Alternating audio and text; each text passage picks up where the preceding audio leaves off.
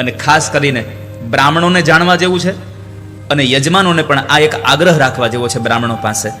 દેવી ભાગવતમાં લખ્યું છે કે જ્યારે પણ કોઈ માણસ પોતાનું નવું મકાન બનાવે અને એ નવા મકાનની અંદર જો વાસ્તુ કરવામાં આવે ત્યારે એ વાસ્તુના સમયે દેવી ભાગવતના 12મા સ્કંદના 8મા અધ્યાયથી 12મા અધ્યાય સુધી એટલે કે 5 અધ્યાયનો જો કોઈ બ્રાહ્મણ પાસે પવિત્રપણા સાથે શુદ્ધિ સાથે એ નવા મકાનમાં વાસ્તુના સમયે 5 અધ્યાયનો પાઠ કરવામાં આવે તો સૂર્ય અને ચંદ્ર રહે ત્યાં સુધી એ ઘરમાં સુખ, શાંતિ અને સમૃદ્ધિ અને કલ્યાણ રહે છે. 12મા સ્કંદનો ફરી વાર યાદ રાખજો, 12મા સ્કંદનો 8મા અધ્યાયથી લઈને 12મા અધ્યાય સુધીનો પાઠ. બ્રાહ્મણની પાસે તમે જ્યારે યજ્ઞ નક્કી કરો ત્યારે અનુકૂળ હોય તો કેવું કે દાદા કેટલા બ્રાહ્મણો આવશો? બ્રાહ્મણ એમ કહે કે અમે 5 આવશું, અમે 9 આવશું. જો 5 આવવાનું કહે તો કહેવાનું કે દાદા 6 લાવજો, એકની દક્ષિણા હું વધારે આપી દઈશ.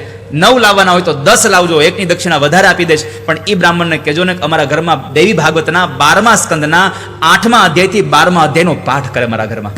ગ્રંથો કે નવા મકાનનું વાસ્તુ હોય ત્યારે 12મા સ્કંદના 8 થી 12 અધ્યાય એટલે કે 8, 9, 10, 11 અને 12 આ 5 અધ્યાયનો તમારે પાઠ કરવાનો આગ્રહ રાખવો.